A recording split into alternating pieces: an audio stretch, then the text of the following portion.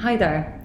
This is just a brief introduction to the webinar that the Moving Labour Collective held yesterday on the 15th of June. Unfortunately, part of the video was cut off, which is why I'm just recording this brief introduction. The Moving Labour Collective is a group of critical labour lawyers, scholars and activists, which we established with a number of colleagues a couple of years back, and we're glad to see the group growing. We have organized this seminar series to reflect on the implications of COVID-19 for labor processes, labor law, activism in the labor context. And the second of our seminars, which was held yesterday, focused on the subject, which has been long central in feminist debates on labor markets, labor law, critiques of capitalism, and that is the subject of social reproduction. Social reproduction has been variously defined by scholars and activists, but key to many of these definitions is the fact that this process and the tasks that it requires is essential to the daily and intergenerational reproduction of people, communities, and life itself, both in its biological but also social and cultural dimensions. Social reproduction, incidentally, also is a process that's necessary to the reproduction of the capitalist system. Capitalism itself is reproduced through the labor of social reproduction, although critical geographers and critical feminist political economists have long urged that social reproduction, because of its solidaristic and collective nature, is also a key way in which we can challenge capitalist logics. Social reproduction, beyond being the process and tasks, of course, is a concept an analytical concept which feminist political economists and feminist labor lawyers have long used to reflect on the relationship between paid and unpaid work and organization of labor, but also the role of labor law in constituting particular and reproducing particular forms of work organization. Just a couple of other things to say about social reproduction. Much of the work of social reproduction takes place within households, but it also, of course, takes place in institutional contexts, and some of it is marketized. Its burdens are nearly universally unequally distributed, and with gender, race, class, migrant status being some key social relations along which social reproduction is unequally distributed and organized. Also, the work of social reproduction is pretty much universally undervalued, both because it's deemed natural and as such unskilled, or because it's imbued with this notion of labor of love, that it's the kind of work that we do out of care and love, and as such somehow there's a slippage and it's deemed not to have value. Incidentally, COVID-19 pandemic and the crisis that we've seen stem out of it, the crisis of social reproduction, has really thrust the process of social reproduction into the center of debate. It's illuminated the importance of these processes. It's exposed the consequences of neglecting social reproduction, and it's also intensified the work of social reproduction itself. And so we wanted to reflect on this context and ask a series of questions around both how the current context, what it tells us, does it tell us anything different about how social reproduction is organized, but also about its utility as a conceptual device, as an analytical tool. And so the seminar which we held on the 15th of June we invited for people to contribute some comments.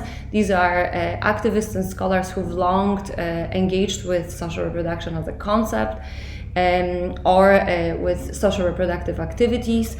We invited Joanne Conahan from the Bristol Law School, Lydia Hayes from Kent Law School, Ruth Olate, who is an activist working with domestic workers in Chile, and Natalie Sadaka, who is a PhD candidate at UCL in London.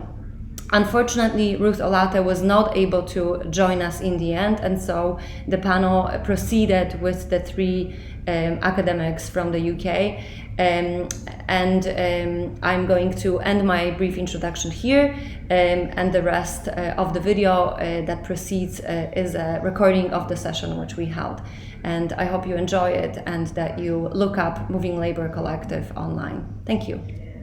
And care workers, and care workers is a big category that embraces a whole different set of workers, working in different settings, to nursery workers, childcare teaching, to the informal sector, or work that is not properly documented, to domestic care work or domestic work, particularly migrant domestic work, and of course the issue of unpaid care or unpaid labour, which in many ways provided an entry into the concept of social reproduction, but then I think took us into a very, very clear picture of unevenness in the paid labour sector, a sort of gendered unevenness in the paid labour sector, that even the unpaid care issue is beginning to lurk again with the retreat to the home and the work as a place of work. So that I think is undeniable. In terms of social reproduction as a concept, I don't think I see it as a normative concept. I realize that it could be seen to embody nice values like caring, and it's certainly a way in which you can recognize our essential vulnerability and fragility.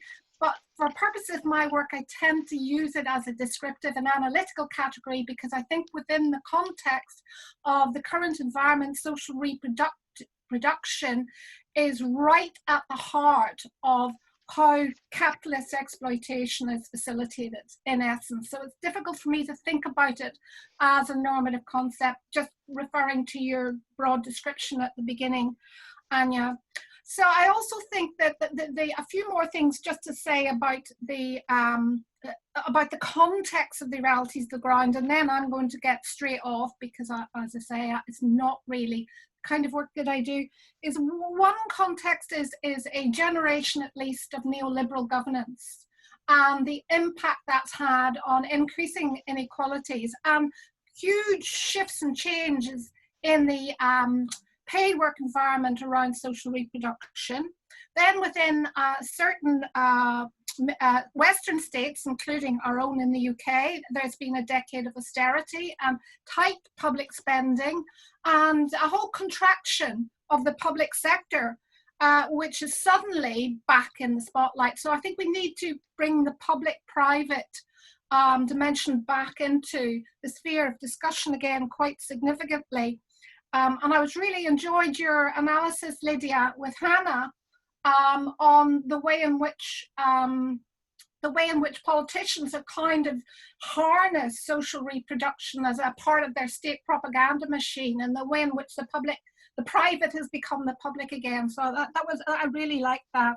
And that, of course, draws out another issue which has come right back on the agenda, and that's the issue of the state and what the state does about labour and labour protection. And the sort of retreat, well, it's not really the retreat of globalization. Globalization is very much present, but the sudden expectation for the state to step in and do something when the unevenness of social risk burdens becomes such that the whole of the social infrastructure is threatened, and the economic infrastructure as well. So that's me.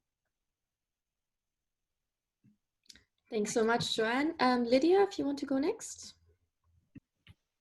Hello, thanks for that fab introduction to the discussion, Joanne. My work is concerned with realities on the ground, and so I'm going to speak particularly about paid care work for older people in the UK. And I think that as the discussion unfolds, we're probably going to be able to make quite a few international comparisons, and certainly from the perspective of Canada, I know that there are chilling similarities between the unfolding of the COVID crisis in care homes in Canada as well as in the UK. At the heart of this is issues to do with privatization of caring labour. So we think traditionally of care work as being something which was private in the sense of it being a responsibility of families in homes, or it was undertaken in very closed institutions and was associated with gross abuses of people's human rights. And then in some ways in an acknowledgement of equality and human rights issues, but also through the state wanting to encourage particularly women, more women into formal paid labour, care work and care became more of a public concern. And then it was re-privatised into a for-profit concern for which families are once again largely responsible, either through the fact that they pay for it. So in the UK, social care is means tested according to a very miserly benchmark and threshold. So many people are paying for social care, and it's only available paid for by the state for the poorest people. And families and individuals are also involved through kind of policing the system as consumers, as choosers within a privatised marketplace. And so this has been based on two core principles. Firstly, the principle that privatisation is financially efficient because women work without monetary regard in terms of reproductive labour. So that principle is taken from patriarchal assumptions about women's supplementary role. But also the other principle was that the potential for harm to occur, the potential that harm to vulnerable people would be hidden by privacy, that could be mitigated by the regulation of organisations within a marketplace. So firstly, the market itself would provide part of that regulatory function, but that the role of the state was to facilitate that market and to protect against harm within that market function. So we see that privatisation of the care sector in the UK has achieved a dramatic cheapening of the cost of care labour. So not just hourly pay, but also issues to do with the reproduction of that labour itself. So issues to do with pensions and sick pay and security of income. And privatisation also achieved this regulation by arm's length organisations, arm's length from the state, who were there to promote consumer choice based on rating these provider organisations as insufficient or good or of excellent quality, based on publicly available reports, which would enable people to operate within the market and make these kind of choices based on that inspection function, which was linked to fundamental care standards. Now, these standards are set out in law, and the first principle of those standards is safety, safety of vulnerable adults. And what we've seen in COVID is that the moment when safety is most at issue, the whole regulatory structure has been abandoned. So in early March in the UK, care homes were closed to visitors for reasons of safety so that the infection wouldn't spread. So what this did was it created closed institutions, because on the 16th and 17th of March, regulators across England, Wales, Scotland and Northern Ireland each announced the suspension of routine inspection across all of those four nations.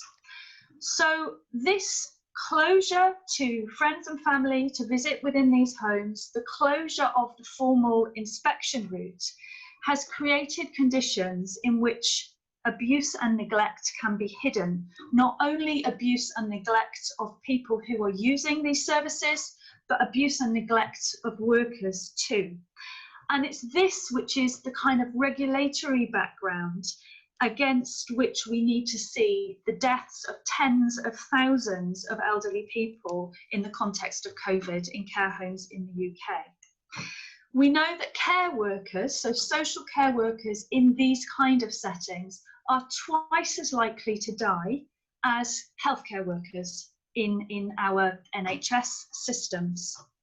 There have been chronic shortages of personal protective equipment, but moreover, there has been chronic confusion over what the responsibilities of employers actually is as regards health and safety, not only their responsibilities for the health and safety of the people for whom they are entrusted to provide care, but also for their workers. The rights of workers have been made very unclear in respect of health and safety, and it appears that we have virtually no effective health and safety infrastructure. There has been a chronic absence of the Health and Safety Inspectorate in the UK and a chronic absence of discussion of issues to do with the place of workers' rights within the COVID crisis and the place of health and safety rights. One of the more positive things that has happened is that I think that there has been a degree of raised awareness amongst the general public about the skill that is involved in social reproductive labour, in care labour in particular.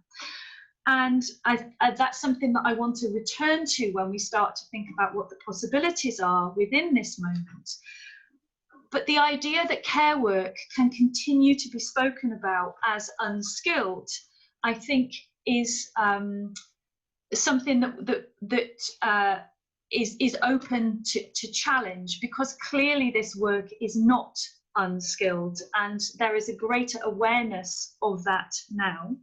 But at the same time, there has been an accelerated discourse around sacrifice and care work and self-sacrifice and the giving of the self in order to promote the national interest and to protect others. And that discourse is not conducive to the assertion of rights and for the ability of workers to protect themselves. So I've been involved in working with trade unions around issues to do with protection of sick pay for workers, because in the UK the government has formally advised care providers that care workers ought to be entitled to what's called statutory sick pay, which is a payment of £95.85 a week. So it's about a quarter of the amount of the living wage in the UK. It's a very, very low amount of money. And what we found through this research is that 8 out of 10 care workers didn't believe that they would receive any wages at all if they needed to self-isolate. And as a consequence, because of their fear of poverty, they were not self-isolating. We found that workers were regularly going to work when they are ill. And the government recognised, as it put it, that the ebb and flow of people into care work, into care homes, was a particular challenge.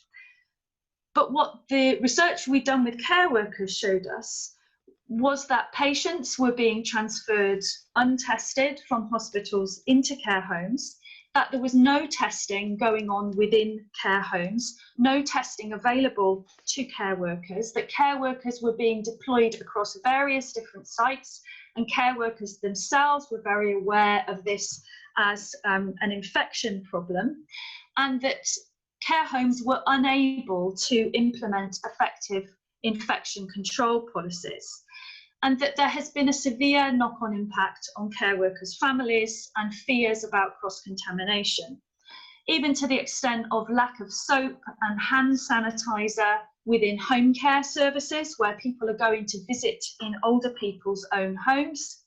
There's been a high degree of ignorance about care work at policy level, so a lack of clarity about what is needed to be done to provide effective protection for care workers, and a lack of understanding of aspects of care work like, for example, bowel care, where there are very specific levels of risk associated with the work that goes on in care homes, which appears to be completely misunderstood or ignored by policymakers. And therefore, there has been this reduced opportunity for protection to take place. So I think that in summary, one of the things that the lessons on the ground tell us, we're learning, is about the centrality of health and safety as an extremely important worker issue. And I'll end my contribution there. Thank you very much, Lydia. I think Ruth is still having problems joining us, so we're going to skip her for now and pass on to Natalie. Yeah, thank you.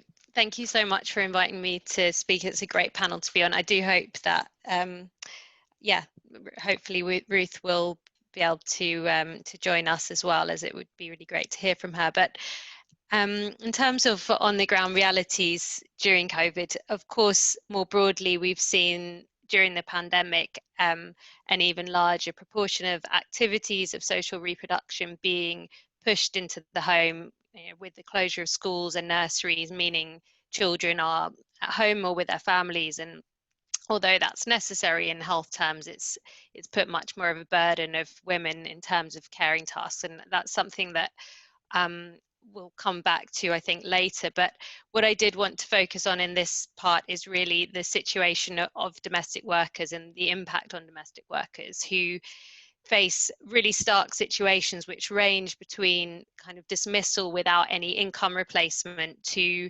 an intensified and dangerous working environment. So some of those working throughout the lockdown have faced huge increases in their workload, perhaps because the employing family wants extra cleaning and disinfection, because extra work is generated by the family working from home, or just that it's assumed that they're confined to the home, so they should be available. And the way that these further demands are made so easily on domestic workers has a lot to do with the way that their time is normally thought about as, to quote Adele Blackett, as boundaryless. So basically the idea that what they're doing kind of isn't real work that can be measured out like ordinary work. And so, while they're in the home anyway, they can be called on at will to give extra help without recognizing that as extra work and as deserving overtime. And that's exacerbated with the increased demands in the time of COVID. An article that came out today about domestic workers in London was showing that some have been even forbidden from leaving their employers' homes during lockdown and not being paid despite continuing to work. Those working through have also faced increased health threats, similar to what Lydia was just talking about in the context of care homes, through exposure to the virus, whether from travel or if their employers are infected and don't implement proper protective measures. So famously in Brazil, a 63-year-old domestic worker died of the virus after contracting it from her employer, who had caught it while on holiday abroad in Italy. So that was a really tragic case, and it highlighted the really stark racial and class inequalities that are involved in transmission of the virus and who dies from the virus. And it sparked a new campaign there in Brazil called For the Lives of Our Mothers, which was demanding a paid quarantine to protect domestic workers.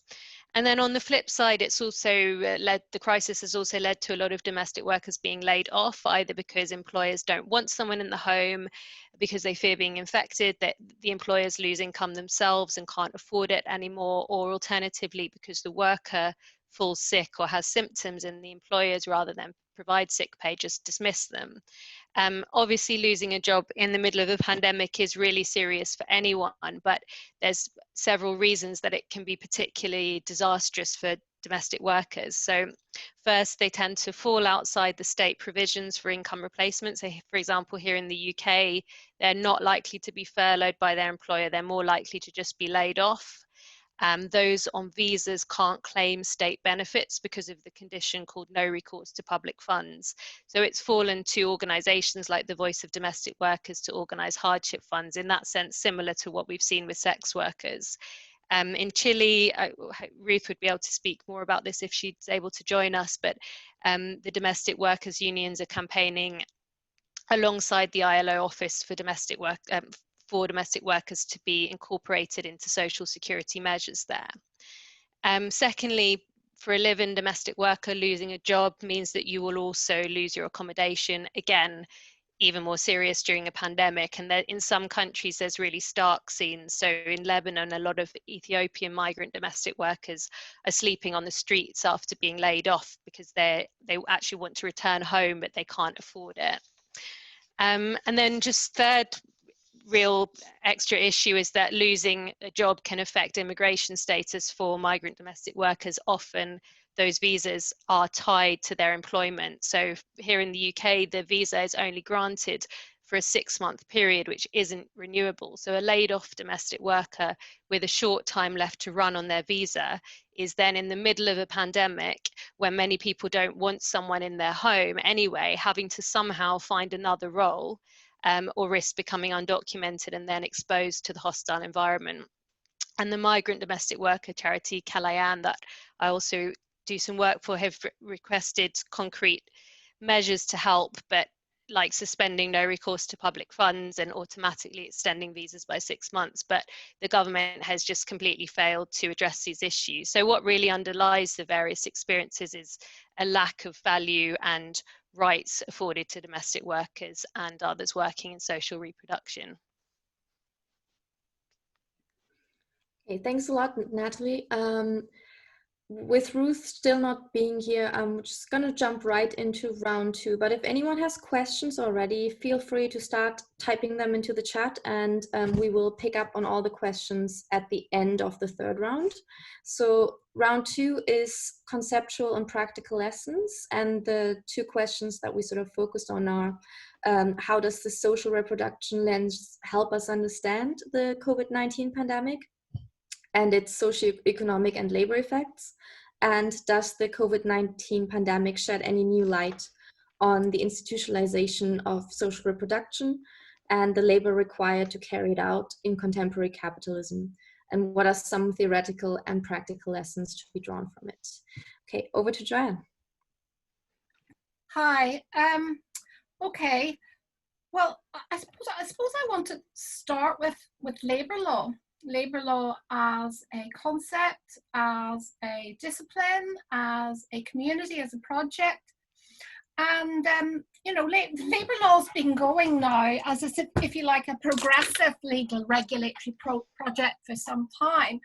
And yet, when we look at COVID-19 and its impact on, its incredibly uneven impact across the board, then what you really see is glaring, horrible inequalities between workers, between groups of workers, based on their ability to access essential rights, and also based on the extent to which they're insured socially or economically against health and social risks. So I think the first thing we have to confront here is that we as a labour law community have to bear some responsibility for this state of affairs. I know we have been going on ad nauseum about neoliberalism and all of the rest for a long time, but there is more going on here.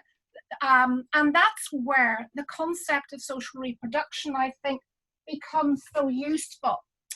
Now, social reproduction emerged as part of, as a feminist concept. It is a feminist concept in the sense that feminist analysis of gender inequalities in a workplace context took them to the concept of social reproduction.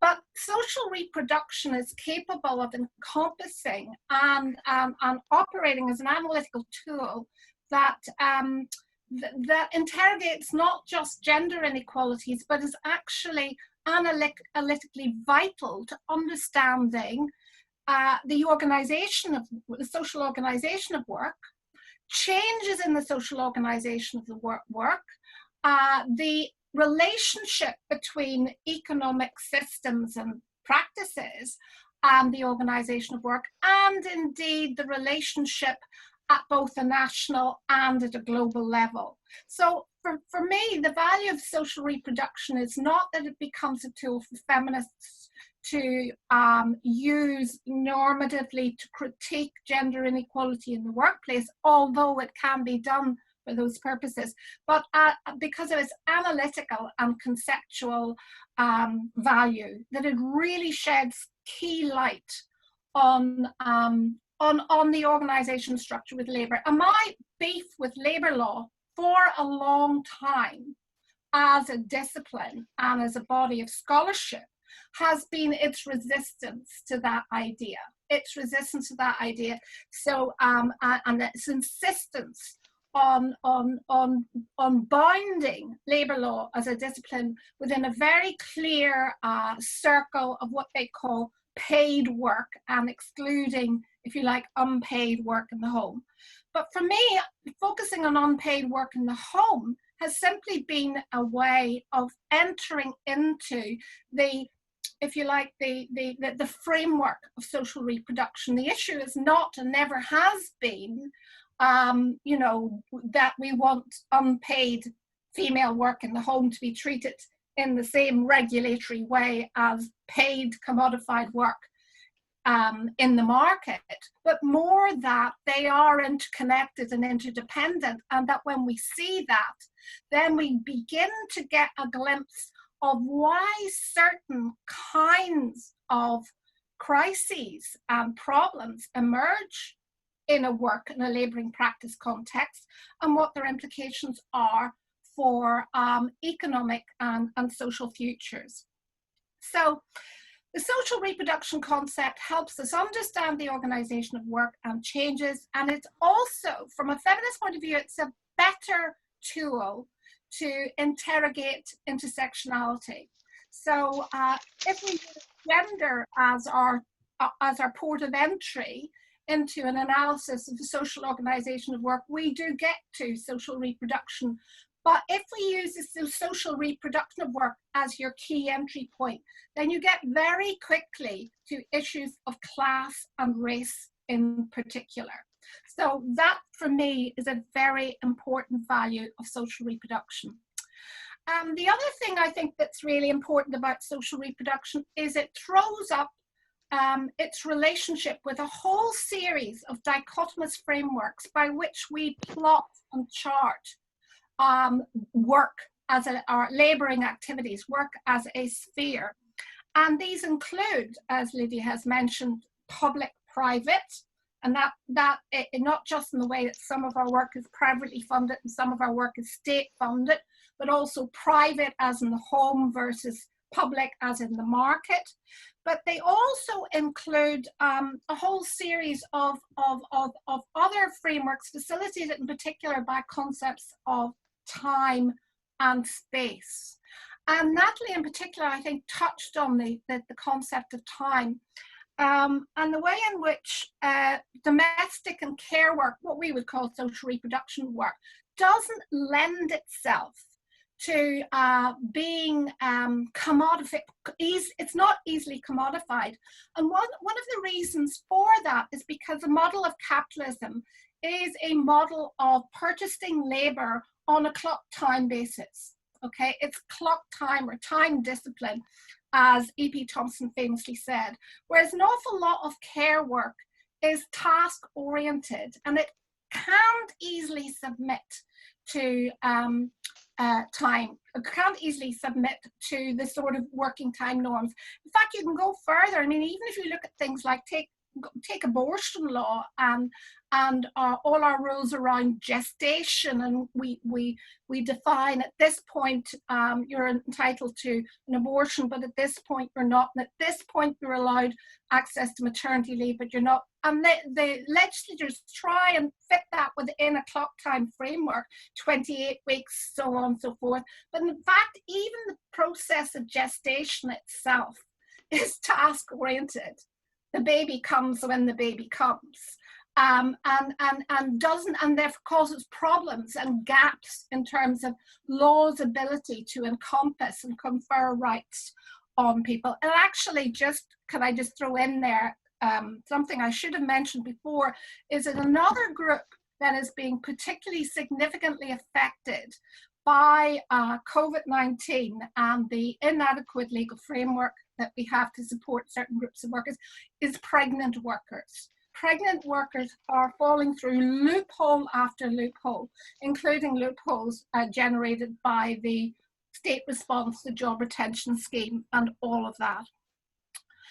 But behind the other issue that I think, sorry, I mentioned time, the other issue I think is worth throwing into the sphere here is space.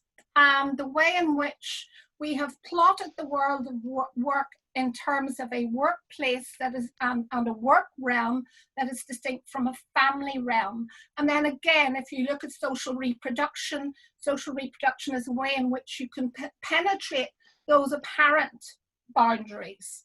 But in actual fact, of course, the boundaries have started to collapse. And this collapse began long before COVID-19. The collapse between strict boundaries between work and family began to collapse when women started to enter paid work in much more significant numbers. And in fact, the whole business of work and family being distinct and then suddenly being in conflict and then suddenly coming together, all that does is highlight the contingency of these separations in the first place. We happen to have lived through a social organization of work in which these kinds of labor were separated into different spheres, geographical and conceptual spheres, valued differently, created relationships of exploitation and dependence, and then as a consequence again of in particular of capitalist needs for certain kinds of workers in the workplace and the shift towards flexible working in particular, created a conflict which has now made demands us to really, really think about exactly how to conceive the relationship between socially reproductive work and the organization of work more generally in a post-COVID and hopefully post-neoliberal society. But the whole point is that COVID is only the straw that broke the camel's back of a crisis that has been brewing for a long time. This is a crisis. As somebody I read earlier, I think it might one of those lovely Futures of Works article, this is a crisis of social reproduction that has been visible to us in the field for a long time and now has become visible to the world at large. Thank you. Thank you very much, Joanne. Lydia, do you want to go next? Thanks. Joanne's made some of the points I was going to make about labour law as a concept, so I won't go over that. But I wanted to say that I think that the social reproduction lens actually centres the importance of the state. So I think that the idea of the state and the capacities of the state need to return to centre stage of how we think about labour relationships and about labour laws. And we can see clearly through COVID, if it wasn't obvious before, we can see what contemporary society needs to reproduce itself each day. So logistics, medicines, the internet, food, schools, care. And these are all areas that the state has either abandoned or fundamentally withdrawn from. So that gives us the idea of social reproduction, gives us a roadmap for what is needed for an effective 21st century state. And to think of care as in a much wider way as being about social reproduction and about the glue of society. But what COVID has also revealed in that moment is the shambolic inability of the state to govern effectively.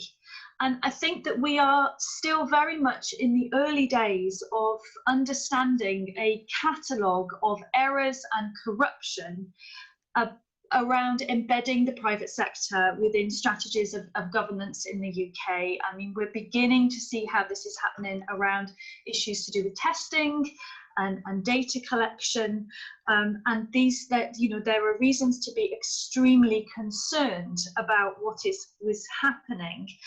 I wanted to talk about social reproduction as being a concept that has enabled us as scholars to, if you like, critique the geography of legal rights. So the way in which different legal and social status has attached to different spaces and places within the economy that have been coded male or female, even if they're not actually occupied solely by male and female people.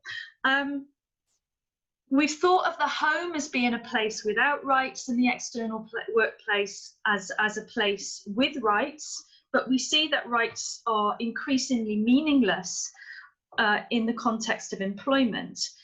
But we need to, I think, reconsider how we think about class. We need to do more work, I think, on understanding the relationship of workers to the home as being a question of class.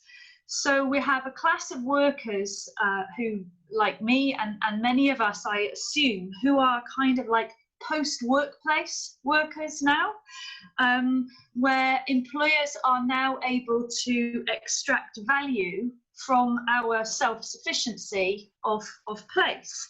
They're no longer having to provide us with places of work. So we can see that the idea of the home as domestic, which has been something that concepts of social reproduction has always contested, the separation of work and family. We can see that this is another way in which home is being capitalized for a particular class of workers.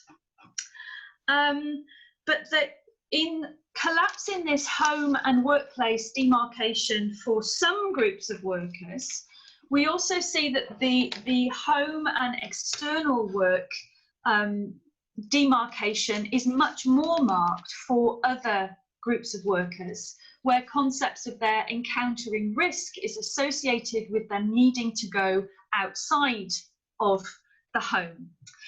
I also think that we need to think about the impotence of the state around providing forms of social protection. So we see the potency of the state in terms of its relationships with private sector providers and new private arrangements, new privatized systems of governance during the crisis. But just one example of this has been around the campaigns that I've been involved with the trade unions around sick pay. So I just wanted to say that on the 18th of May, the Secretary of State for Health and Social Care announced that there would be £600,000 worth of funding to go to the care home sector to pay staff for sick pay and to enable them to also earn normal wages if they were prevented from working across more than one care home, so that there was no financial detriment to care workers. Well, a month later, the money is not forthcoming, it hasn't been provided.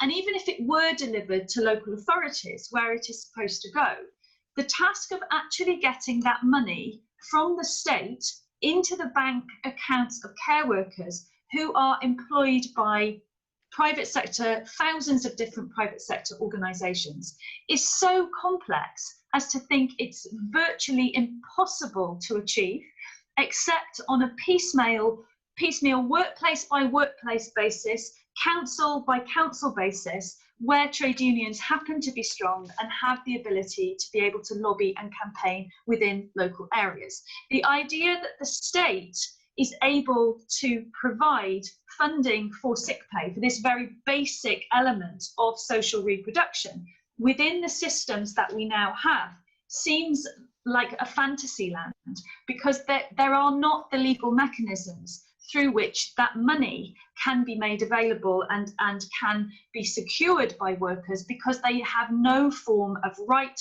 and no ability to enforce the payment of sick pay to them.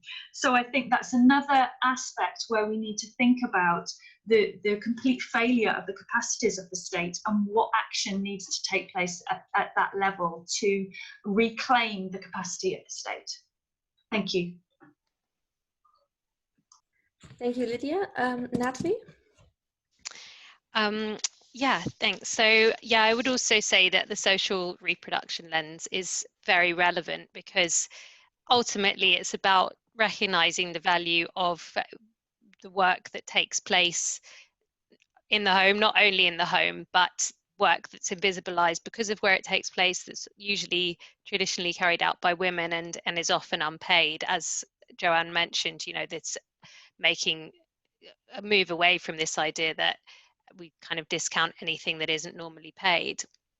And it shows how this work is essential for so-called productive work in the public sphere to continue. And like many things that are supposedly being kind of exposed for the first time by the pandemic, this is something that really should have been evident before, and something that, of course, you know, domestic and care workers organizations and so on have pointed to.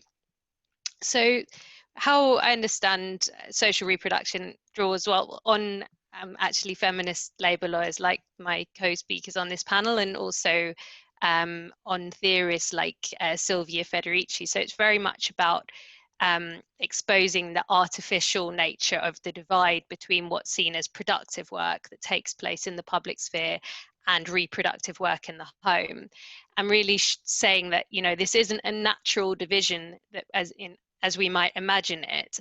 So before industrialization, productive activities and reproductive activities took place alongside each other. They were kind of part of a unity, and it was during industrialization that they became separated in order to benefit capitalism. So then they became, as Federici puts it, the carriers of different social relations and sexually differentiated.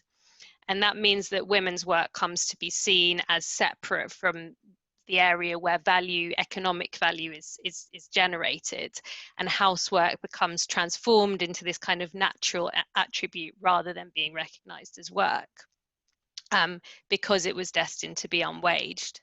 So what comes with this divide, this artificial divide, is the systematic devaluation of women's work, because capitalism comes to rely on this huge amount of unpaid domestic work to reproduce the workforce and get them back to work basically the next day, and keeping down the costs of domestic work as much as possible.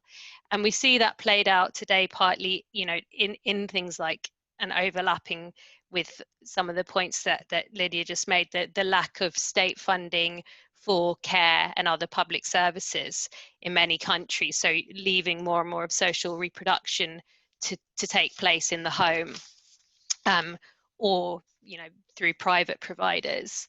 I would say that when we're, I think Joanne also mentioned intersectionality, and so it's important to say that the devaluation isn't only about gendered nature, it's also closely linked to the way that domestic work has a background association with slavery and colonialism, which the ILO has recognized, and the way that assumptions are often made about migrants and particular ethnic minorities being suitable to those kind of tasks. So the way that it's put by a sociologist, Encarnacion Gutierrez Rodriguez, the value assigned to this labor is compounded by gendered colonial legacies expressed in a hierarchical epistemological system that favors rationality and discredits emotional and sustainable qualities.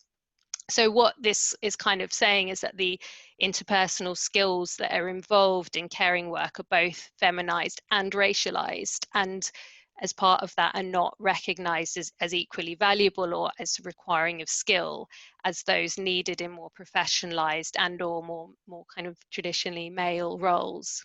So in paid domestic work, we see that recognized anyway, regardless of COVID, in low pay, in lack of basic rights like limitations on working hours, on the particular restrictive visa schemes that exist in many countries, including the UK.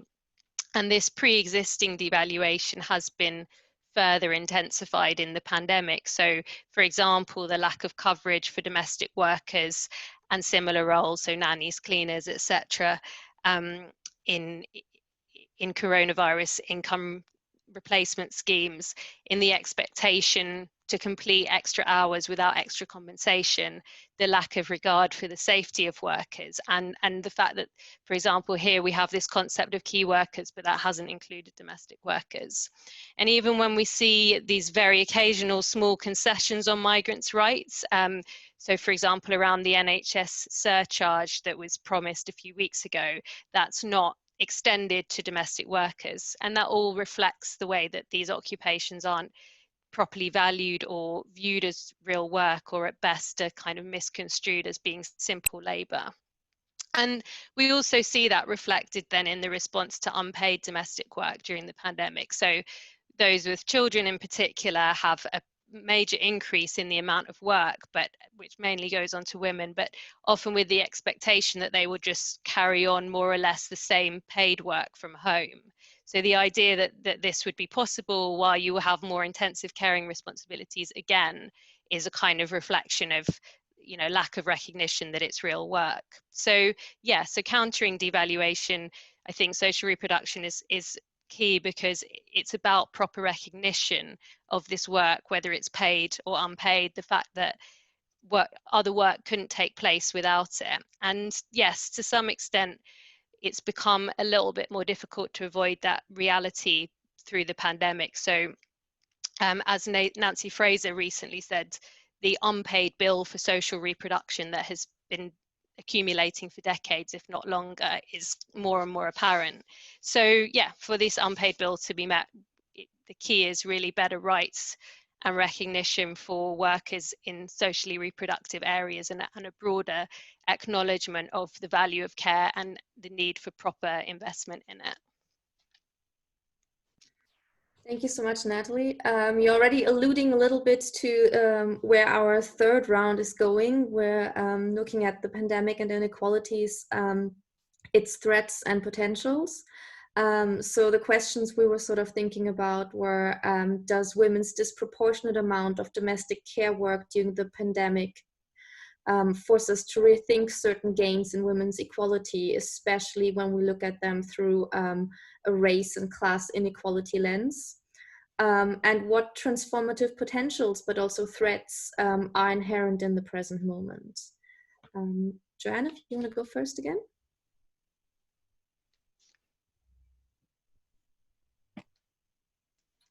Right, yes. I might have to struggle a bit to find the transformative potentials, I have to say. But, well, I think COVID, again, has really brought into sharp relief the failure of neoliberalism as an economic, social, and political project, and a failure of the ideology of neoliberalism other than as a way to ensure that a very small minority of people, a small group in society, become extraordinarily rich.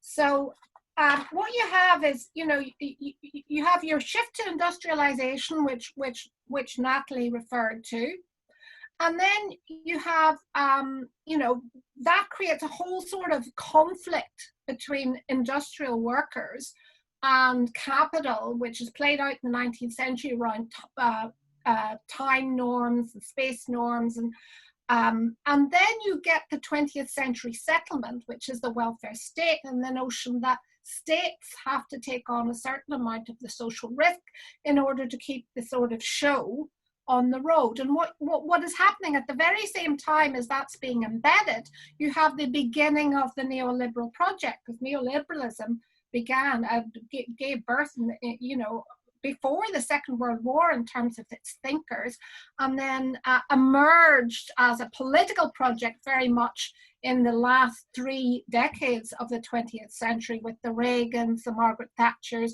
and so on and so forth. And at the heart of the neoliberal project was a promise that markets would deliver for everyone. That yes, some people would get richer than other people, and yes, inequality was an inevitable part of neoliberalism. It was a rejection of the notion of a level playing field, to a certain extent. around ideas of incentive and recognizing merit and promoting creativity and so forth, but that the bottom line was some version of trickle down, if you like. And that has been shown to be an absolutely appalling failure. Now, what are the consequences of that failure? Up to a certain point, the economic system can live with inequalities, and those who are benefiting from it, that small 1% or 4%, however you want to put them, those who are benefiting from it can continue to benefit to a certain point. But there comes a point when the whole infrastructure is under threat, and we were already at that point in the UK because of 10 years of austerity before COVID-19. And what COVID-19 has really revealed, again, referring to what Lydia says, is the complete hollowing out of state capacity, both at the national level and at the local level as part of a neoliberal project. And then the complete inability of the market, the so-called market, to respond to an emergency of this weight. And it has exposed the way in which one of the effects of neoliberalism has been more and more to shift the social and economic risk of our economic and labouring activities onto those least well equipped to bear them. That is essentially what has happened, which is why, you know, if you just have to look at the statistics to see, you know, that the top 4% of high paid workers are not in the least bothered or threatened by coronavirus, and can come home and buy their laptops and their super fast broadband and so on and so forth, and that the concentration of vulnerability is in those sectors where there's already awful low pay, awful poverty, and of course a clustering of class, race, gender, and other kinds of inequality. I think age is emerging as a very critical and important feature here as well. The fact that neoliberalism is not going to deliver for our young people. Yeah, my generation will just about be able to keep hold of our pensions, but quite frankly, most of it is going to have to go on supporting our young people who will not be entering that secure world, which is a hangover from the 20th century settlement, which is what my generation can enjoy. So young people are very vulnerable. And then the other thing to throw into the mix, I think we may as well do this, is automation. And the threat, the so-called threat of automation, where does the threat of automation, where is it going to fall? And how is it going to impact on the kinds of jobs which are now quite labor intensive and also space intensive? So going back to the workplace issue, one of the issues with, for example, domestic work, why is domestic work, why are so many migrants involved in domestic work? And the answer to that is because domestic work is one kind of work that you can't outsource overseas. Yeah, you have to bring the overseas into your home. Okay, so migrant domestic workers are a way in which you get the benefits of a global supply of labor, yeah, but only by displacing workers with the promise of a better life, which rarely materializes, and bringing them into the UK and other other richer countries. So this is the picture that we're presented with. What are the possibilities?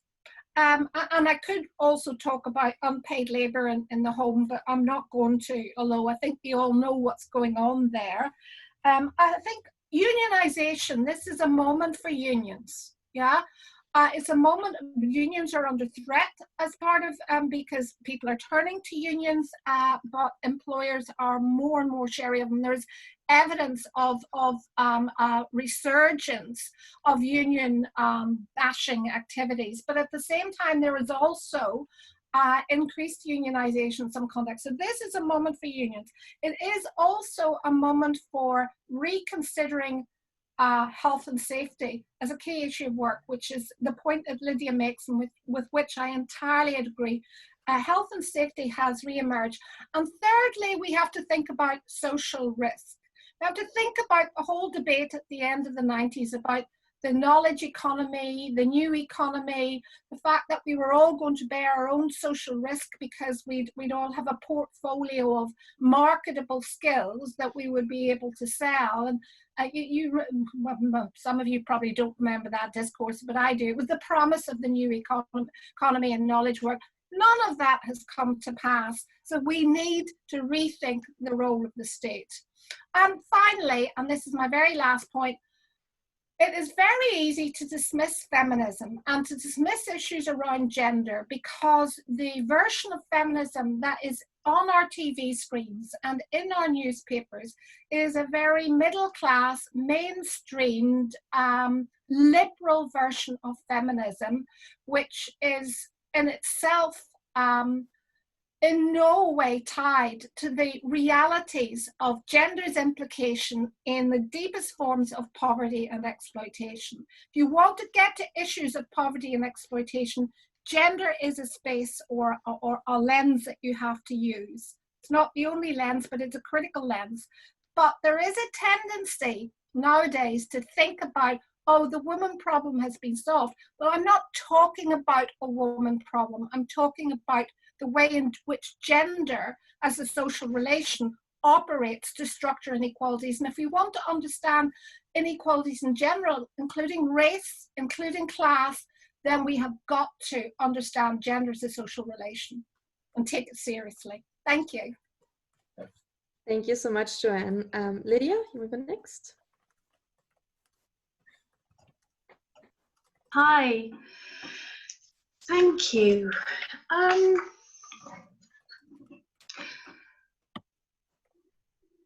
Do we need to rethink gains in women's equality? Yes.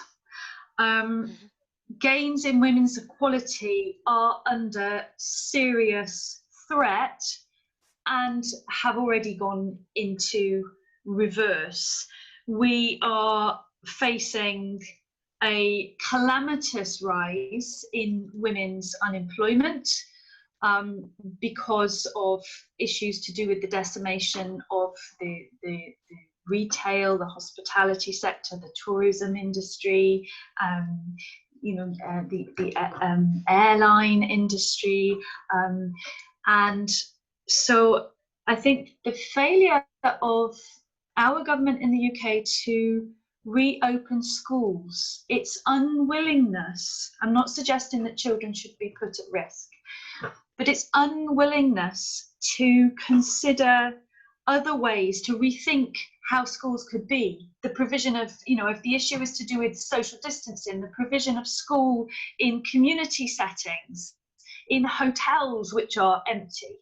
There's been a complete failure to rethink that function of school, and it is hard to imagine that it has not crossed the government's mind that one way of ameliorating the unemployment problem is to make it so that lots of women choose not to go back to work at a time when employers are going to be making enormous redundancies. So yes, we need to rethink issues to do with women's inequality. And I also wanted to talk about, just briefly touch on the idea of social reproduction and race in the context of Black Lives Matter, because I think that Black Lives Matter is very important for us to consider in the context of coronavirus.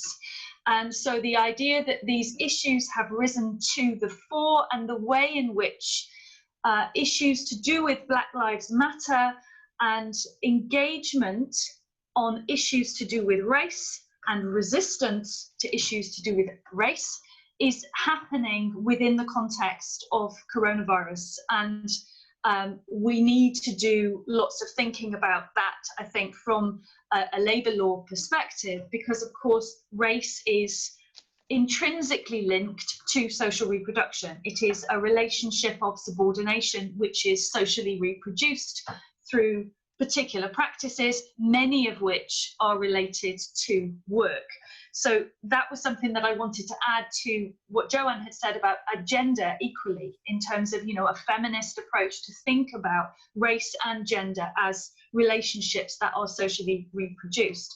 And also following on from what Joanne was saying about the failure of neoliberalism, we are again thinking about regression in terms of women's equality. It feels to me like we are in a moment that feels pre-fascist in the UK, and that is threatening recognition of not just the realisation of human rights and equality, but the relevance of the very basics of human rights and equality as relevant social considerations. And when I talk about pre-fascist, I'm thinking about the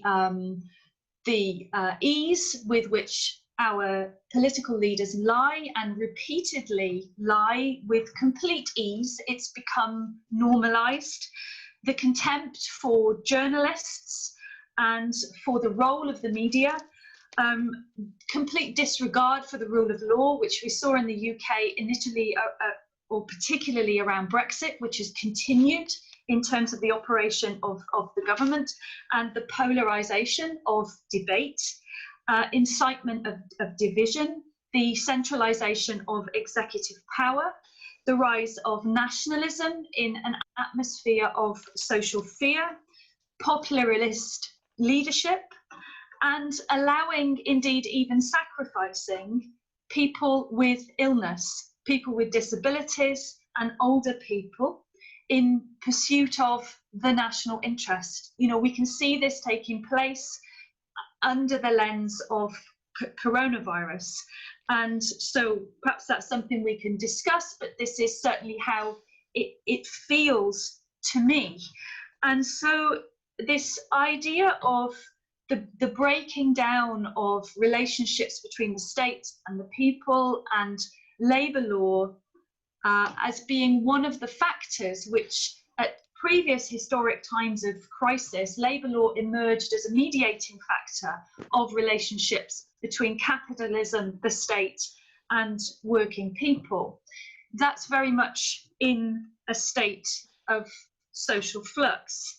And the extent to which fear of social unrest will motivate changes in respect of labour rights will remain to be seen. In terms of potential, we've seen trade unions have been recruiting new members in their thousands, so they have made recruitment gains in the UK. I think one of the things that we perhaps ought to think about as labour lawyers is that, certainly to me, it's becoming increasingly clear that how unions understand their function within the labour market empirically is not how we as labour lawyers understand their function in the labour market, or at least as it should be.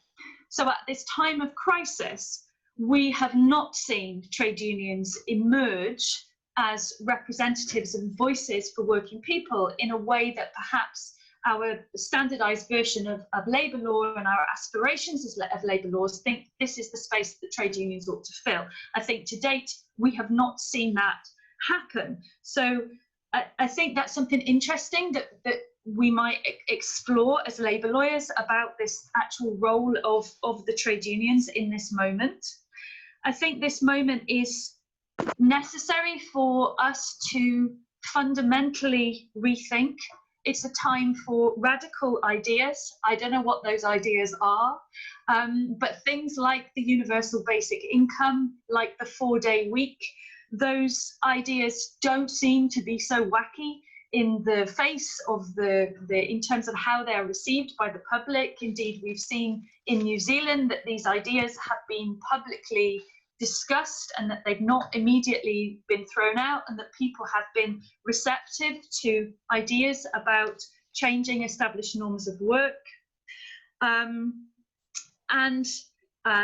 We need to think about the opportunity to discuss particular forms of work as skilled, to challenge the fact that they are unskilled and valued as unskilled. So that provides us with a window of opportunity, I think. And returning again to this idea of widening what is meant by care to incorporate a wider social fabric around 21st century society that is around basic needs for transport, food, logistics, communication, and the intrinsic link between the quality of that care, of that social good and social protection, and the quality of the conditions of labour. Thank you. Thank you very much, Lydia. Natalie, our final speaker. Thanks. So yeah, the disproportionate amount of work that is being pushed back onto women during the pandemic definitely highlights how fragile and partial improvements that have taken place for some women over the past decades have been. Because as we've mentioned before, as soon as other outside sources of care work are rolled back, this burden just kind of automatically falls back onto women in most cases, who are then just expected to pick up the slack.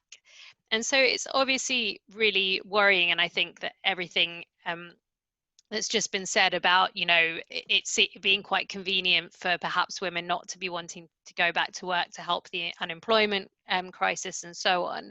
It's very worrying, but at the same time, it's not that surprising if we look back at the role that sort of paid domestic work has played in these apparent gains, because what it's done, and more so in some countries than others, so I say, yeah, in this country it's still sort of more of a minority thing to have domestic work, but somewhere like Chile, for example, it's much more widespread. It has basically allowed for some particularly more privileged, more white and middle class women to enter the workforce in large numbers, full time, but without ever actually re-evaluating the distribution of household work between genders. And in that sense, I really agree with what was just said earlier about, don't assume that the issue of gender is somehow solved. It was put, it's been put as kind of by Ehrenreich and Hochschild that, strictly speaking, the presence of immigrant nannies does not enable affluent women to enter the workforce. It enables affluent men to continue avoiding the second shift. And that's really been a sort of sustained ongoing issue.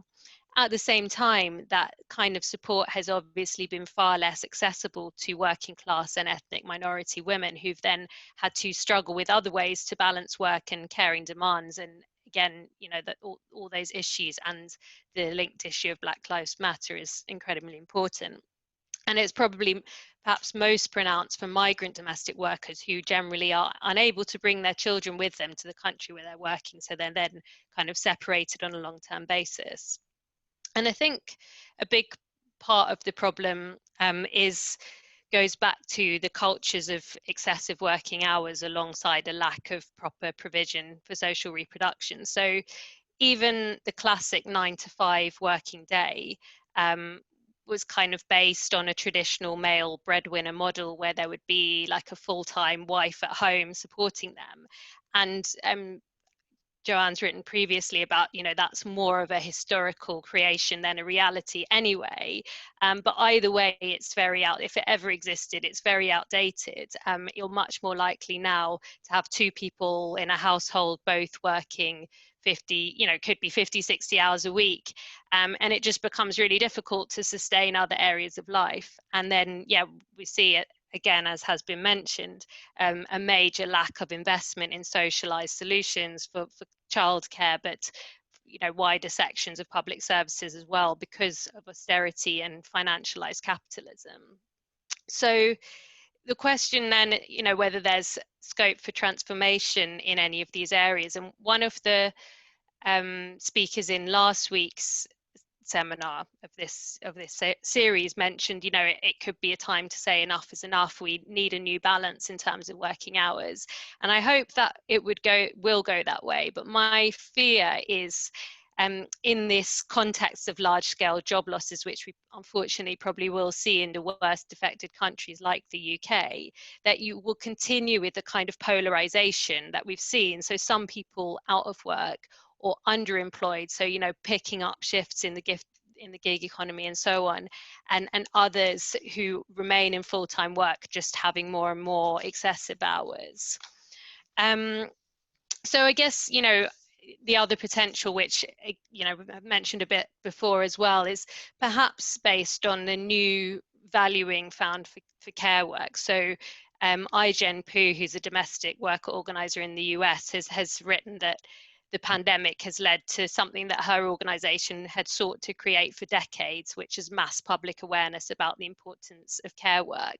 So that does suggest perhaps the beginning of a pushback against this invisibility and devaluation, but that there is definitely still dangers here. So again, as Lydia mentioned and has written about recently, this view of healthcare workers, but also of care workers as heroes, maybe is well-intentioned in some cases, but really does mean that they're expected to be self-sacrificing and accept, you know, a lack of proper remuneration for the work. And there are real parallels here with the way that domestic workers are kind of expected to be altruistic, to spend extra time with families without that being treated as extra work, that they're even conceptualized as being like members of the family that they work for, in a way that masks really unequal relationships. So we definitely have to go behind, you know, beyond the ideas of sacrifice and heroism, and really look at valuing the work. Of course, the efforts of unions in organizing care workers and other sectors are really important for that. I guess for domestic work specifically, there is another limit to date, which is that at least here, a lot of the attention during the pandemic has been focused on a particular type of socially reproductive labour, i.e. care work carried out in residential homes. I mean, obviously incredibly important, and the way that they've been treated during the pandemic is horrendous, of lack of PPE and the vulnerability to infection. But it does still leave a lot of other categories, like domestic workers, nannies, cleaners, au pairs, whose labour still hasn't really come into the spotlight, and who really face challenges in, you know, organising collectively, because a lot of the time you're in a workplace of one. You can have great mutual support networks and so on, but it's not quite the same potential there. So I think, yeah, if there is going to be any transformation, then you need all types of socially reproductive labour to become more visible. You need a rights-based approach across all sectors, and crucial, just like recognition of that work as real work. So that would, you know, that would mean that you end kind of exemptions from the minimum wage that we still see affecting domestic work in this country, that you apply the same working time limits, the same social security, and that when people are coming on visas, they afford them better rights. They can be extended as they need. They can allow family members to join them. And yeah, just finally kind of echoing again what other panelists have said, that a broader transformation would really need to come from completely re-evaluating how we value work and what is meant by skill, and questioning the class and gender and racial bias that is involved in designating work as unskilled work. Great, thank you so much, Natalie, and thank you to all our speakers. We would now like to open the floor for questions. And because we were missing the crucial sort of on-the-ground activist perspective from Ruth, we would also, if there are activists with us, especially not from the UK, then if anyone wants to share their observations or their experiences on the ground, we would also very much welcome you to share that with us. So if you want to either unmute yourself to say that you want to comment, or if you want to write your questions in the chat, we welcome your contributions. And if there's no immediate question, or if you still have to think about your questions, I'm going to go first because I have a question for Joanne. When you were talking about different approaches to work and how social reproductive work doesn't fit the notion of time limited or time counted work. I was wondering whether that is true for a lot of work that we have today, and whether we need a different approach to work and counting work that is more task-based, but also how that can be reconciled with that fear that if everything is task-based, the amount of tasks that you're supposed to fit into a normal workday just sort of become impossible. So yeah, we can start with that. That's a great question, Inga. The timed work model was based on industrialization. It was based on manufacturing jobs. The capitalist bought the workers' labor and had unencumbered access to that labor for a specific period of time. Of course, that meant that during that period, the worker didn't have other responsibilities like childcare or social reproduction. So you see a direct connection between the institutionalization of a timed work regime and the sort of expulsion of social reproductive tasks from the sphere of valued work and from the sphere of work that has economic value. But what, of course, has happened is as a result of a post-industrial restructuring that the world of work is very different. Manufacturing is in the decline, at least in the countries which generated these kinds of models upon which a lot of labor law is based. That manufacturing is in the decline. Services models have increased. There's a lot of knowledge work. There's a lot of digital technology-based work, and a lot of that, and basically a lot of that, and homework then is really important, as you know, because we're sitting here in the home as but we're working, and then we're nipping in to put another wash on. I have my laundry behind me. The study is also the laundry room. So the point about all of that, that's the intermingling of tasks. And our labour law regime really can't cope with that at all. That is why, for example, domestic work has struggled to fit within our working time and minimum wage exemptions. If you recall, the whole point about the minimum wage exemption for domestic workers is this notion that you're treated as a family member, and being defined as treated as a family member includes, for example, the intermingling of family tasks and paid tasks. So basically, to your answer, to your question, yes, a lot more work than social care work is task-oriented. The time work model is out of date in our new flexible working economy. And as the borders between home and work further collapse, task orientation as a sort of as a way of planning work and organizing work is going to become more important. Yes.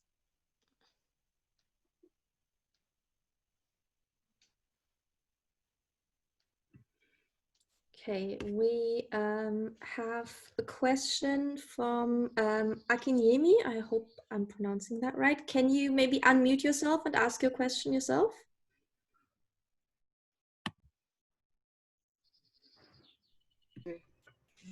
Yes, that's correct. I'm exactly interested in knowing how COVID-19 has affected female employment rights in the UK, and how has government agencies responded to same. Thank you. Thank you. Who wants to tackle that question first? Lydia, okay, go on. I'm happy to give it a go, or a start at least. In terms of how it's affected labour and employment rights, we haven't seen changes to the basic structure of the labour and employment rights framework. So the only thing I could think of off the top of my head about changes to employment rights is the statutory sick pay scheme, which instead of it having a 3-day wait before you're entitled to any money, you now get it on the first day, which is not really a very enormous change, but obviously for people who are needing to self-isolate because of coronavirus, it's very important they don't have to wait, but the issue is to do with the level of the payment, which remains very low. I wanted to talk very briefly about the furlough scheme, which has existed in the UK. So this is where, in order to head off mass unemployment in the UK, the government has stepped in with a scheme through which they provide employers with finance, with money, so that they can pay wages up to 80% of a person's wages, up to £2,500 a month. Now, that furlough scheme isn't a right. It is entirely at an employer's discretion as to whether or not somebody is furloughed. So if you think that you ought to be furloughed, all you can do is ask your boss if they will furlough you, and if they decide no, that they want to dismiss you, then they dismiss you. So that's been interesting in terms of this provision in a way which is not actually an individual right.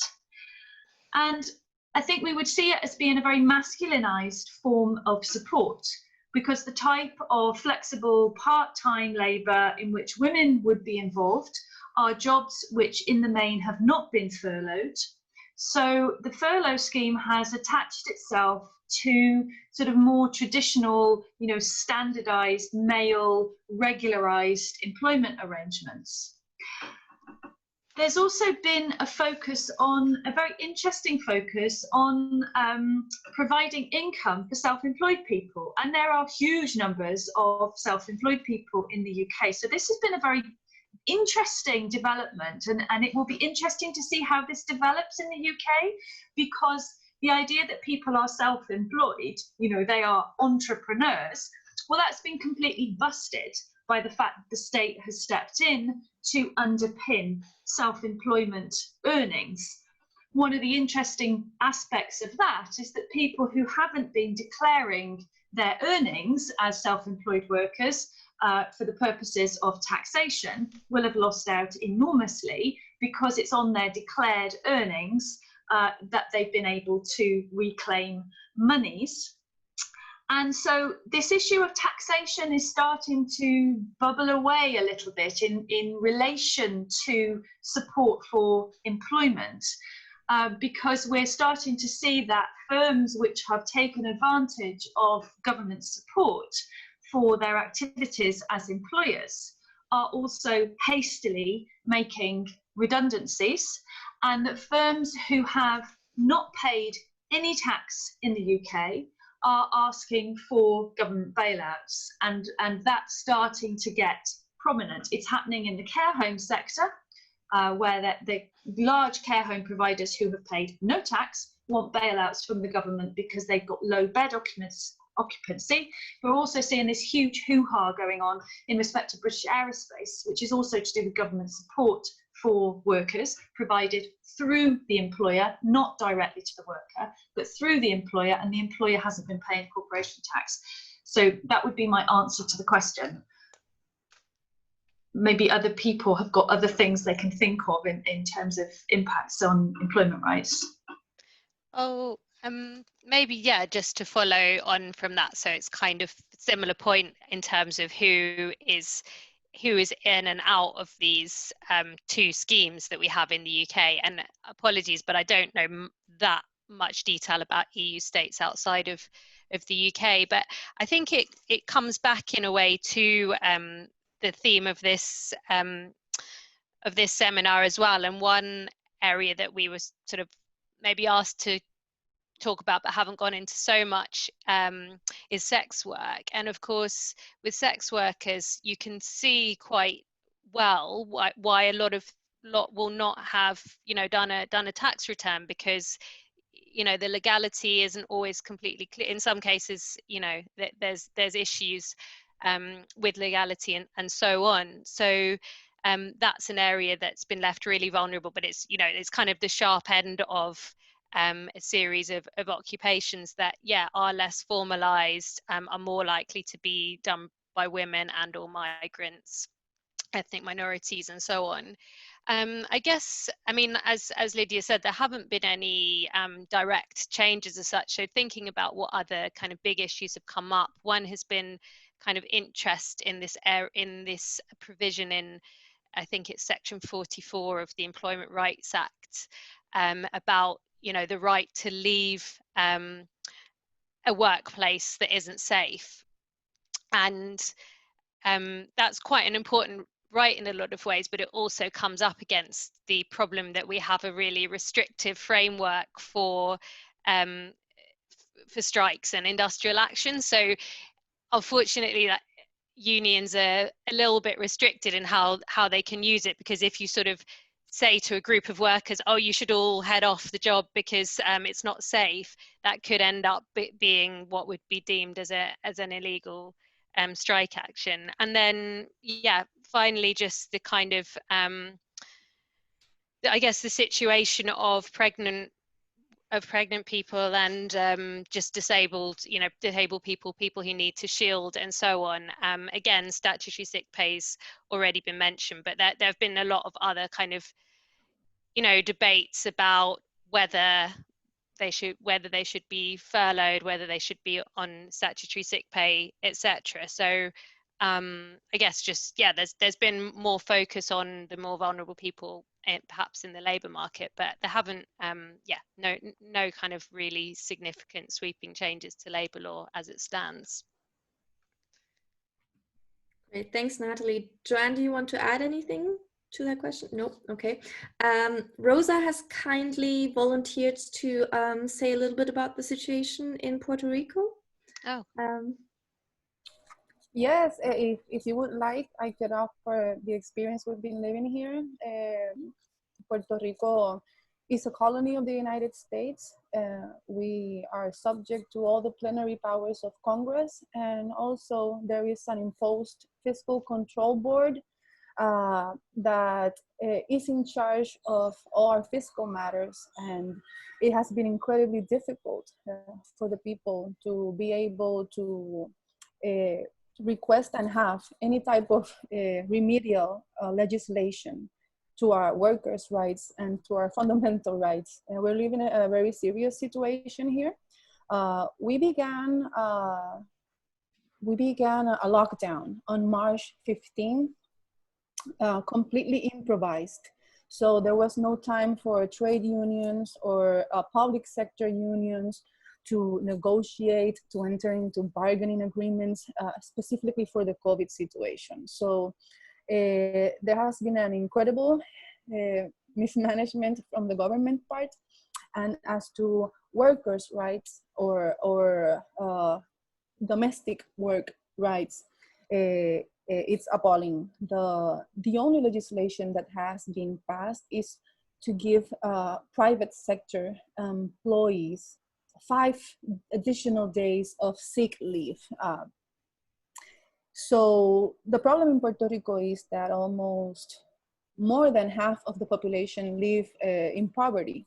And in that 50, it's a 60% or more of women and minors. So the government hasn't been able to even open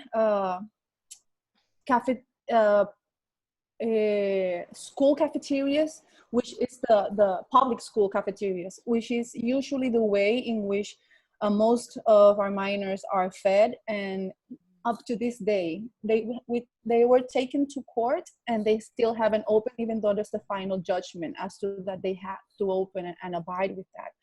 So there is a lot of struggling in Puerto Rico. And as to our activism, mostly mostly non-governmental organizations or non-profit organizations and feminist organizations have taken it up to themselves to do caravans in cars. That's the way we have engaged in most of our activism, because the lockdown order even prohibited any people gathering in houses or public spaces. So it was a very strict lockdown, which we feel was passed to coerce our civil rights and liberties, which is still up today. So the problem mostly with I don't know the term that you use, but people that work by themselves. Self-employed. Yes, thank you. I'm sorry about the language. My language is Spanish. Yeah. So self-employed do have some protection that come from the United States. Our government hasn't been able to provide any type of assistance. We do have unemployment rights, but only to the private sector. And that has caused that the public employees continue to work, creating this animosity between private and public employees instead of being able to all work together towards a common means. So the trade unions were able, especially in the service industry, tourism, hotels, they were able to get incredibly good agreements for COVID, including protection, sick days, and prohibition for reprisals. But that has not been the general case. There has been a neglect to bargain with unions in public and private sectors. And as to today, thousands of people, mostly women, who do the domestic work, haven't been able to receive any compensation for unemployment. So there has been a new wave that this unfortunate experience from COVID and being, as all of you have been saying, being inside your home, an increase in domestic work, an increase in everything. It has come to light. I have been trying to publish columns and articles regarding a request that domestic work receives a pay, especially during this situation. So that was my intervention. Very happy to be in this panel. Thank you. Thank you so much for that perspective. So we're going to try to fit the last 3 questions / contributions into the remaining 15 minutes. So we need some help from our panelists to achieve this. So Balgisa asked a question. Do you want to unmute yourself and ask the question yourself?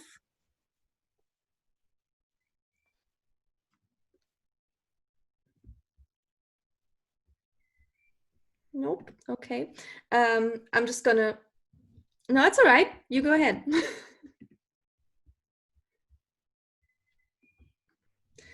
Okay, I'm just going to read out the question. So, if this crisis is a time for trade unions, can we hear a bit more about the organizing efforts of domestic workers and how their efforts might change post-COVID? Probably question for Natalie. Yeah, I mean, I think this you always kind of, people often ask this and things, but I mean the difficult, and it's a shame that Ruth, because of technical problems, couldn't come in, but you know, I'll say what I know from the UK and from Chile. I mean, in both countries there are, you know, unions and organizations for domestic workers, but I think it is in some ways, you know, it comes back to this public-private sphere divide.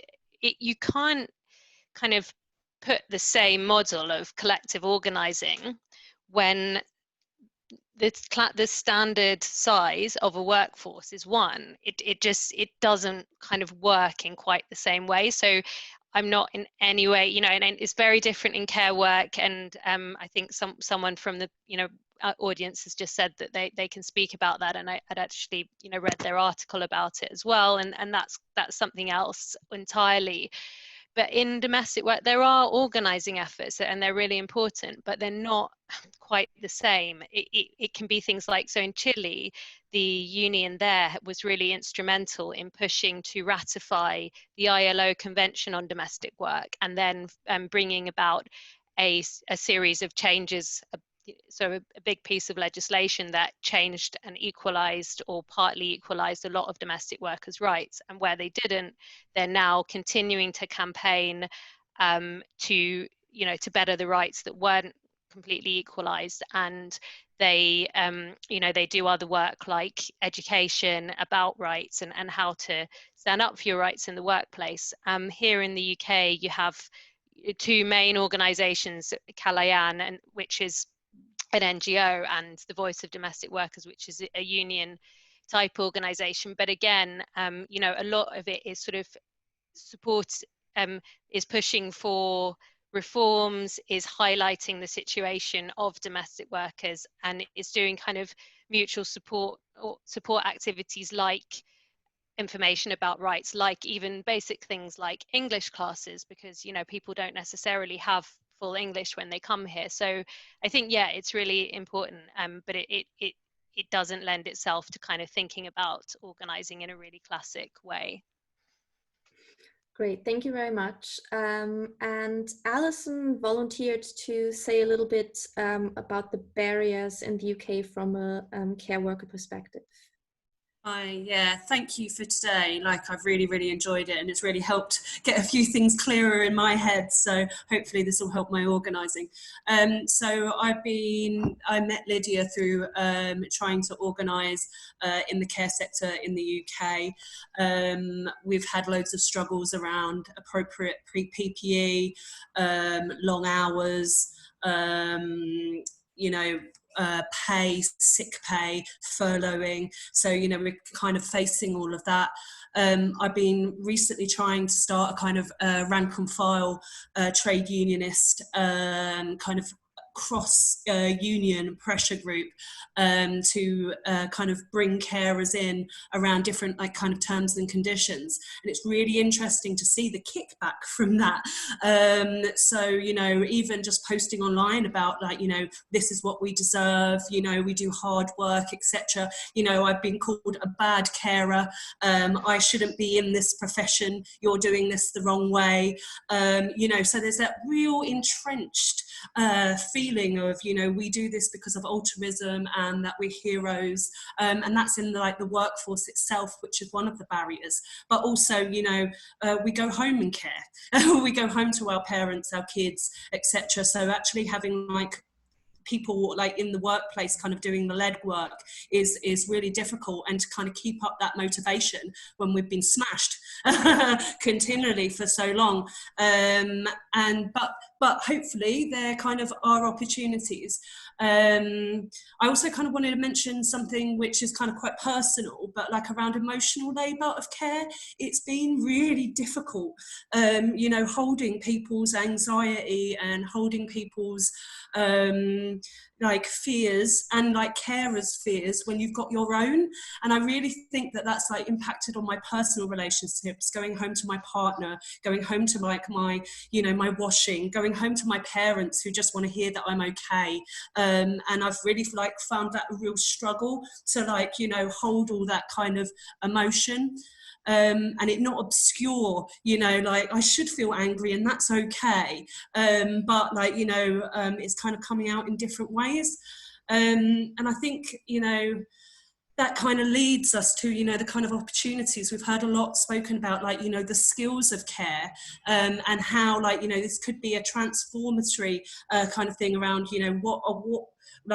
people valuing what care worker is. My only concerns are around that being kind of reduced to tasks. So, for example, care work is shopping. No, shopping is shopping. Care work is the groundwork that you put in before. Care work is keeping a great, balanced diet whilst being excited by food, and I'm kind of, I don't know how we can show that unseen labour and that kind of because it's just not quantifiable in a capitalist, you know, kind of system. But like, you know, the very essence of care work shouldn't be lost. It needs to be kind of amplified. And I think that that's an opportunity, but like finding a narrative that cuts through will be difficult. But yeah, thank you for today. I've really enjoyed it. I'm on a split shift. I'm actually at work, but I really wanted to drop in. So thanks very much. Great, thank you so much for sharing your perspective. And our final question for tonight is, or this morning, depending on where you are, is from Moritz. If you want to ask your question yourself. Yes, thanks. So my question ties in a little bit with some of the issues around skills and how, as Lydia and others have said, we're now seeing sort of what the work that's really necessary to keep society going, and it's basically about this interesting term of key workers or essential work, and I wondered what kind of potential it has even for imagining different ways of valuing work that doesn't revolve around or involve economic profit, perhaps at all. And just as a sort of as another comment on this, very briefly, the German term that's being used is systemrelevant, which is like relevant to the system, which is a term that originated actually in the financial crisis, where banks that were too big to fail were too relevant to the financial system. So it's been fascinating how that's been picked up again now in a completely different way, which raises questions like what kind of system are these jobs relevant to? And so, you know, I've been trying to think a little bit about whether we can think of this as a system, or I think Joanne referred to social infrastructure as well. You know, I mean, these kinds of ideas seem quite closely linked. So I'm curious about the panelists' views, and also in terms of how to link this term key worker up with ongoing debates, some that you've already referred to, or, you know, dichotomies that Joanne referred to. Thanks. Okay, so small question for the remaining few minutes. Who would like to start? Joanne, maybe? So the questions, and thank you for all those inputs. Thank you too to Alison. I really enjoyed your input about emotional labor in particular. It made me think about skill. I'm a little bit worried about the skill concept as a way in which to regenerate our ideas about the value of care work, because skill is already deeply structured and hierarchized. It's hierarchized around concepts of mind and body. Mind skills are more important than body skills.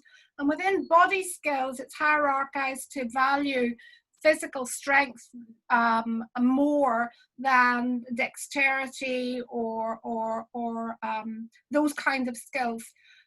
Emotional labor was completely expunged from the concept of skill and work. And yet emotional labor is increasingly demanded, not just in contexts where one would perhaps expect it, like care work, but also, for example, in an academic context. I think my academic colleagues will all agree that there is a radical increase in the amount of emotional labor that we end up performing in relation to our students in these uncertain times. And by uncertain, I mean before COVID, with debt and poor job prospects and all of that. So I'm not saying that we shouldn't visit the skill aspect. I think it's very, very complex, this relationship between skill and value. And we need to really tease it out. Really liked Moritz's comments about work, relevant key work, or relevant to a system. You know, the key worker concept is the sort of concept you use in war, and it's a double-edged one, because key workers are the people that you say you value, but then you send them off to the Somme to get blown to smithereens. Oh, yes. And so the bottom line is, so that links to this notion of sacrifice and heroism. They all become justifications for putting some people on the front line. So I'm very uneasy about those concepts as well. I think, yeah, just following on from that, I think it's true that there's a real it's not what it seems on first sight, because the concept of key work, I mean, basically the concept of key worker was sort of designed around various things, like who could go to the supermarket in the morning and who would be officially, allowed to go out to work, although in effect anyone who couldn't work from home was allowed to go out. So it was never that clear what it was about anyway. But what you could kind of say was that, well, look, they haven't made bank workers key workers, financial sector workers key workers. They haven't made this key workers, so that shows the value. But as Joanne's just said, it doesn't really stop there, because it was also, which jobs can't be done from home. So I don't think anyone was ever suggesting that the whole financial sector could just shut down. It was more that, they didn't need to make them key workers because they could do their work from home. So it's a start, and it shows what is really essential on the ground. But as you say, it kind of also comes with, willingness to put people at danger, in danger, and the sacrifice. And likewise, the point on skill is very complicated, because there is a degree of, do you try and say, actually, this work is skilled too, and all the great points that were made about emotional labor, or do you say, it's just inherently, talking about skill is inherently kind of biased on all these grounds? And I mean, even in practical terms, if you, in terms of like migration, if you were to start saying, okay, now this is an only skilled work, it would just mean that you'd then have to come on a visa scheme where you earn a certain amount, and of course ideally you'd want everyone to start paying that, but the reality is that they probably wouldn't. So you would just have more people who couldn't come officially on a visa scheme, and would therefore come as undocumented, and would therefore be have much fewer rights. So yeah, it's kind of potentially a double-edged sword at best, I would say, and needs to be thought about carefully. Yeah, I just wanted to quickly add to that I think that's right about the idea of key workers in terms of war and exposure to risk, but also key workers is a term that sometimes used as workers who don't strike, workers who lack the potential of industrial power because of the nature of the work that they do. So that has kind of, there is a capacity in that around a treatment of that group of workers in recognition of this lack or lesser potential in terms of industrial power. But for me, the key issue, whilst yes, I agree completely about issues to do with skill, basically our understanding of skill is completely gendered, and that's why job evaluation has not worked very well in terms of equal pay provision in the UK, etc. However, what might matter is the extent to which the concepts of key workers, essential workers, or skilled workers impact on the things that Alison has talked about in terms of the internalization of oppression, the identity that care workers and people who work elsewhere within the sort of wider caring economy, how they identify themselves, and the extent to which what's happened during COVID and things to do with key workers and essential workers may have changed their internalized notions and understandings of themselves, coming back to what Joanne was saying about E.P. Thompson, because it would be very E.P. Thompson to consider how it has changed workers' understanding of themselves.